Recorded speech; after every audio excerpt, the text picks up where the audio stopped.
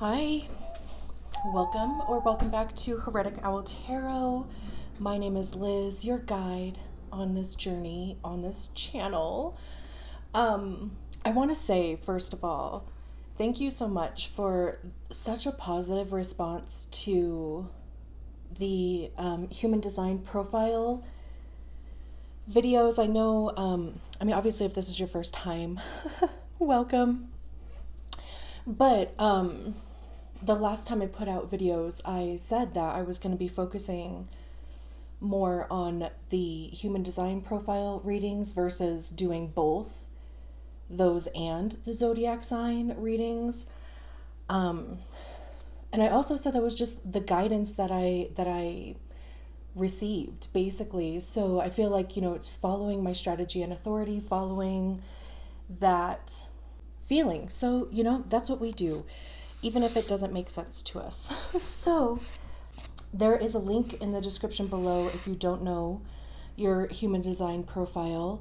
Even if you don't know anything about human design, this isn't necessarily to teach you about human design or, kind of be so advanced that you don't get it. This is more just message by profile because it's just an added element, a different way of receiving messages outside of your sun, moon, rising, right? So it is still about the tarot message.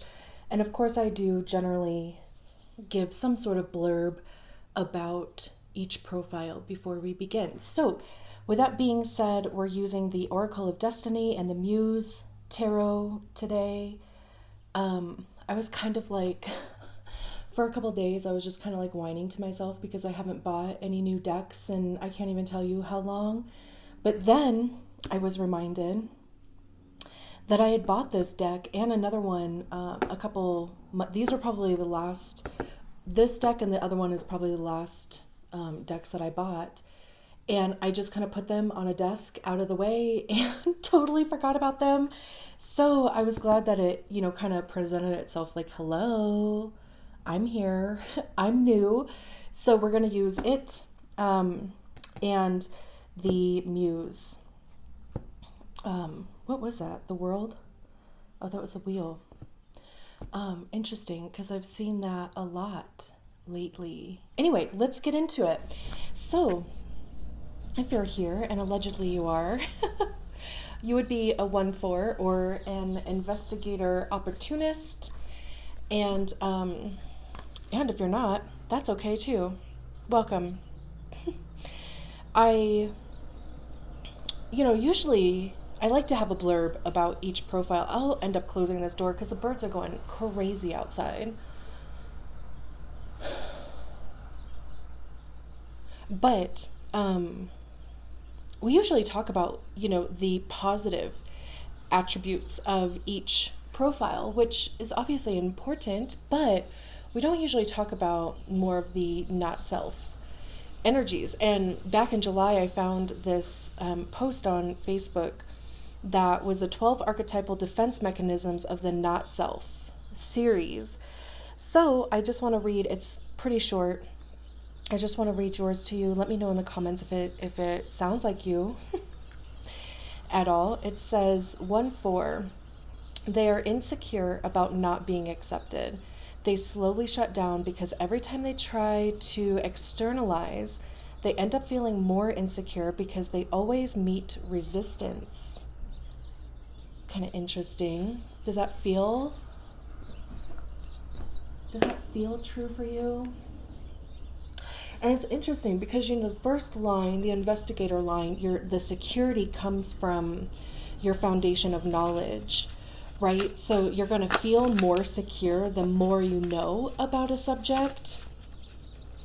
And, you may not even want to talk about something until you feel like you're more of an expert on it. Because I feel like that first line, you do tend to lead with insecurity. I have a first line in the design side. I'm a 5-1.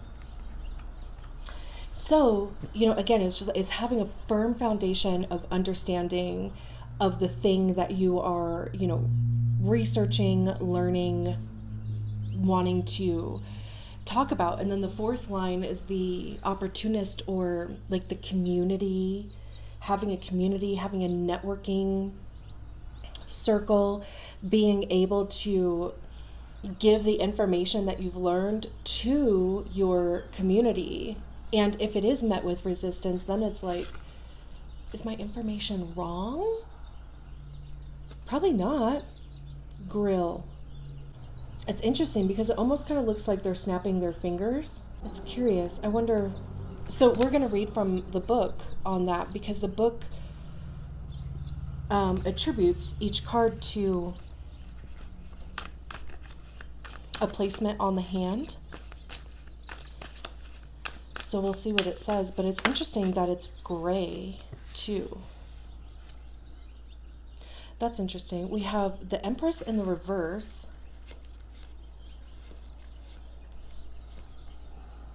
Why are all these cards? I must have shuffled these wrong.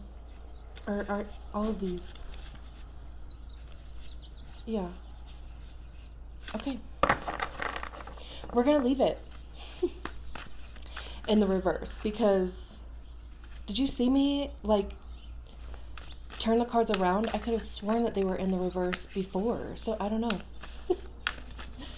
But we're going to roll with it. We have the Devil.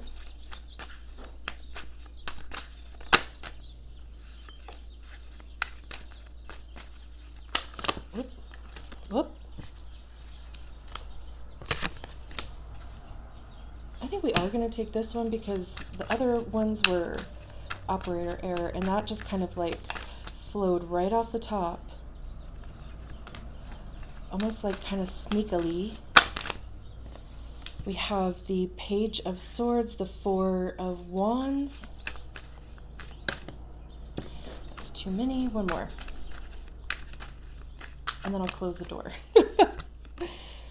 The Nine of Swords. And then the Nine of Cups. Interesting. Okay. Let's see what Grille has to say. Aspect of the hand. Grilles, crisscrossing lines, can be found in various places on the palm and indicate an imbalance. They can partially or completely contradict the indications of the mount on which they are found. They should be observed so that you don't make your success illusory. To confront them is to face difficulty. They can irritate or act as a magnet. Irradiant, they demand attention. If they are on the Mount of Venus, they make the person attractive, though not always toward the right partner, with the possibility of suffering. Interesting. Difficulties and setbacks can sometimes teach us that true happiness is the happiness we share. From imbalances, we can learn new ways of being part of a relationship, sharing joy and learning, because courage is not the absence of fear or not being afraid to be wrong. It comes from the ability to take chances by facing adversity. That is so interesting. I think it's also interesting just because we do have the Devil card out here. So it's like, and especially with it paired with the Four of Wands, and I know we're obviously getting a little bit ahead of ourselves, but I just, it does feel like this thing about, instead of seeing life or experiences as something that happens to you, it's recognizing it as part of life, or, like part of our lesson that we're here to, and even just, the evolution of ourselves. Like, if something happens in a relationship, whether that's romantic, platonic, business, it's recognizing, does that make me feel good or not? Is that something that I want to continue to welcome in my life, right? So it's interesting, this whole effing thing. Even how the Empress came out in the reverse, like, how I could have sworn when I looked at the bottom of the deck, they were already in the reverse. That's why I flipped them over. And then for them to end up in the reverse there, it's like this illusionary thing. So let's just work our way. Let's work our way through this. So we have the Empress in the reverse. There could be some like big transits happening for you that's, kind of starting to shed a light on certain ways that you have been operating in your life, or certain ways that you've been feeling about things, or even how you've been working with your intuition, or even like your strategy and authority, since we're talking human design. It's all, it's just terms, right? But it's just, what's interesting is that, so if this were to be upright, the focus would be on the Empress figure here, lifting her hood, lifting her veil, right? It's almost like exposing a layer of yourself, or even like a vision, or being authentic is kind of the vibe that I get from this. And the Empress is the divine feminine, the energy, not the gender. So it's about being in flow. It's about intuition. It's nurturing yourself and others, because she's also the divine mother, right? So that also speaks to fertility, not necessarily just biological reproduction, but reproducing abundance in your life and opportunity, which is exactly what your strategy and authority is there to do for you, to help you enter into the correct, quote unquote, right, like correct experiences for you, and not enter into the experiences that are incorrect. And also, then your profile is how you interact with those experiences, the energies, the people. So with this card being in the reverse, the focus is on this. Like, we have Earth here. We have, this looks like Saturn to me, but it could be Jupiter. I don't know. I don't actually know what the planets actually look like. I should at my ripe old age, but I don't know. A couple other planets in here. This is the moon. Or it looks like the moon to me. So again, there could be some even difficult transits coming up for you. And if you need an astrology reading, I highly recommend the Xspot astrologer on Instagram. Meg is amazing, super reasonable, cost wise. She even does like recorded readings if you don't have the time. So anyway, highly recommend that if you want to check out like any transits that may be coming up for you. But and the only reason why I'm saying that is just because, like I said, the focus is on the planets here, and then the sun is how this looks. There's this illumination factor going on. I don't necessarily feel like the Empress in the reverse is like a negative thing, because obviously, it's, if it's in the reverse, it's like the opposite of what the card means. So maybe you are resisting your own intuition. Maybe you are going against your strategy and authority. Like maybe you're trying to just kind of push through certain things, and maybe you are coming up against resistance, and that's creating insecurity, right? Because that would also be what the Empress in the reverse would be. And with it paired with a Page of Swords, swords having to do with our mind, its ideas, thoughts, divine truth, so objective truth. I also see them as being the card of ego, because that's generally where we hear our ego is in our minds.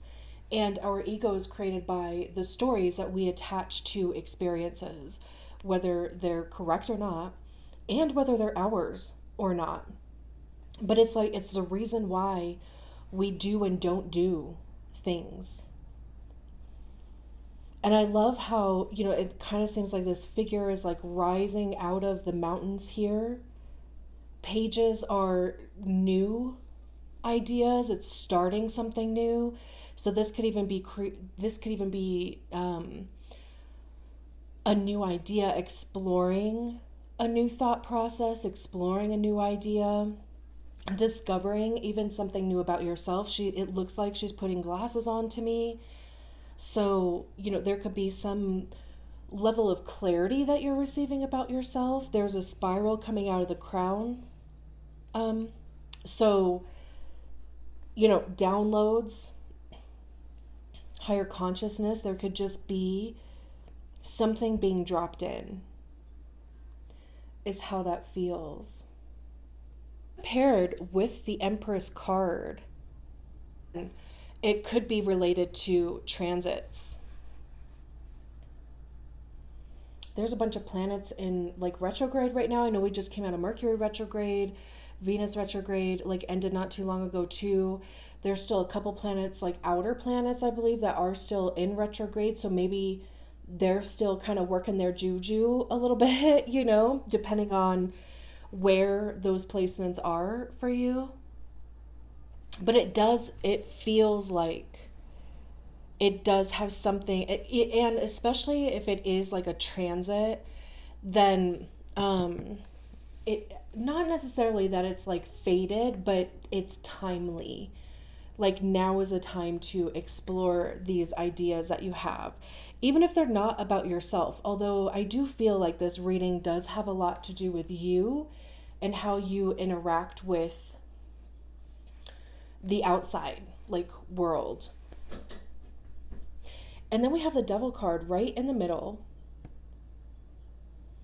The Empress is Taurus Libra. Jupiter is in retrograde in Taurus right now. The South Node is in Libra. I believe that Mercury is in Libra right now too, isn't it?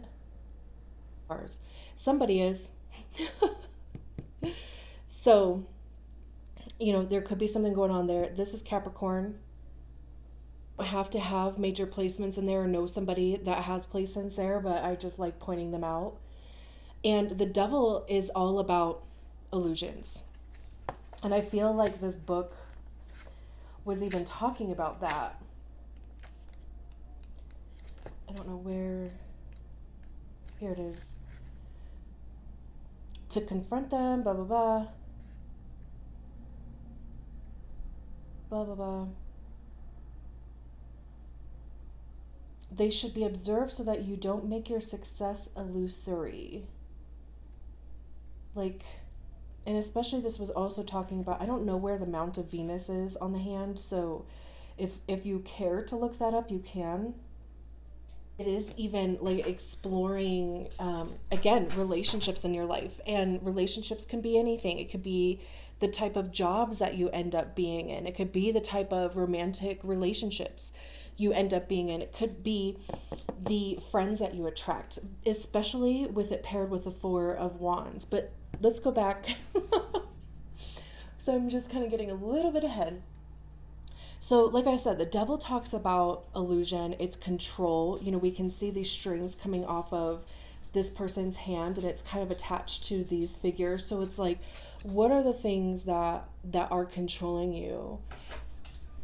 Is it fear? Is it doubt? Is it, worried about the resistance that you get from other people? Are you worried about being judged by other people? Are you judging yourself way too much so that you are worried that other people are going to judge you too?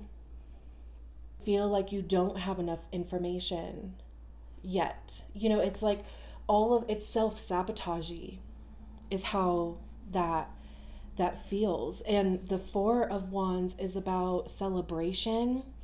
It is community, right? I mean, these people are sitting here in this circle that I just kind of got like the craft vibes, even though like this isn't gothy at all. I love them though for that reason, but just like your like kind of soul family, obviously, and the craft that kind of broke down a little bit, but it's like finding your people, finding the people that are just your kind of weird or just your kind of normal or whatever, but they get you. And the Four of Wands is about reaching a place of foundation. Wands have to do with action. It's the motivation behind the actions that we take. It's creativity, passion, what actions are we taking towards those things? How are we communicating those things? To the Four of Wands, the actions that you have taken thus far have been successful. But since we are talking about you, and since you do have that fourth line, this is about that community. So, and with it paired with the Devil card, like, are you involved in a community that is not nourishing you? Is it toxic in some capacity? And it doesn't even have to be like, toxic in the sense of manipulative and, just to say scandalous, but I don't even know where that word is coming from. But it doesn't even necessarily have to be like anything like that, but it's just like, have you outgrown your friend group? Have you outgrown your job? Are you able to express yourself authentically? Or are you having to play a role? Do you feel like you have to show up in a certain way so that you will be accepted?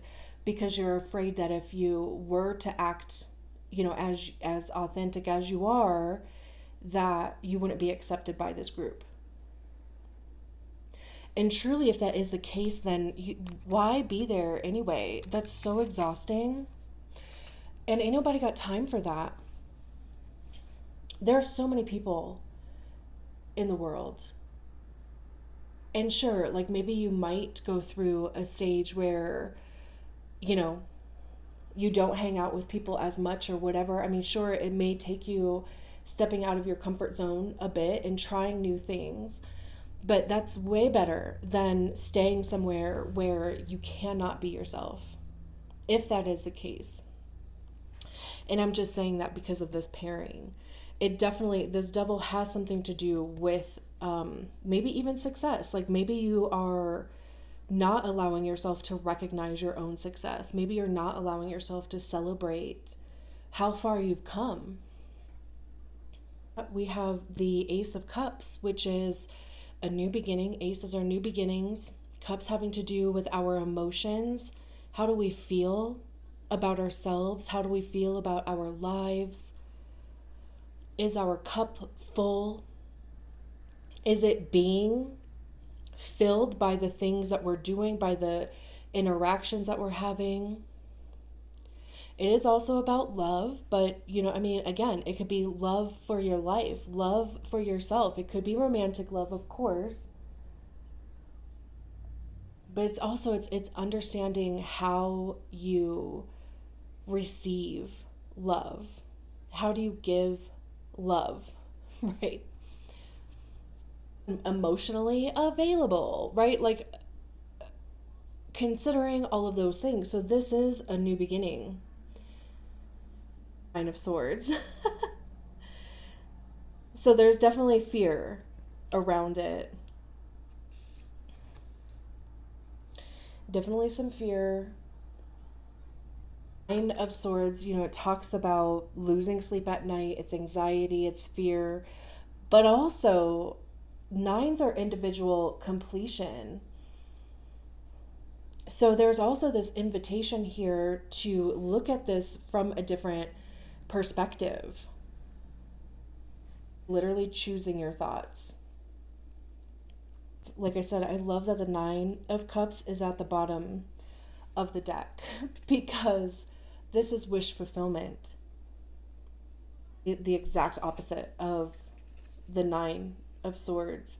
This is mind, this is emotional body. Your desires being met.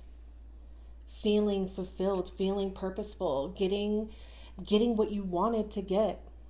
There's this genie bottle down here. Like getting clear on what that is for you. And that's interesting. The Five of Cups is about like loss and grieving. So this is definitely needing to go through a period of just even mourning an expectation that you had before. Like, if you thought love was going to be a certain way, if you thought relationships were going to be a certain way, if you thought your life was going to be a certain way, it's about grieving that, which is going to happen more times throughout life than I ever imagined. The amount of like grief that I went through, grieving, just, even identities that I had created, traumas, heartbreak, literal loss, even just my picture perfect life, what I thought it was going to be when I was 20 or 15 or 8 or whatever, to grieve that.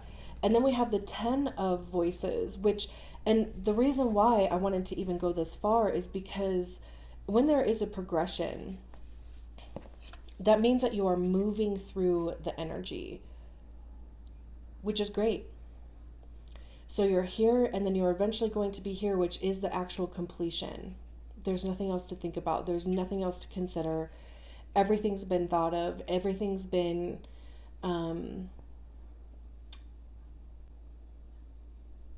behind. Allowing yourself time to heal. Maybe even taking baths. There's this other planet here. Again, I don't know if this is Jupiter or Saturn. Before, it was looking like Saturn to me, but now it's kind of looking like Jupiter. So maybe there is something going on with Jupiter retrograde, wherever Taurus is for you.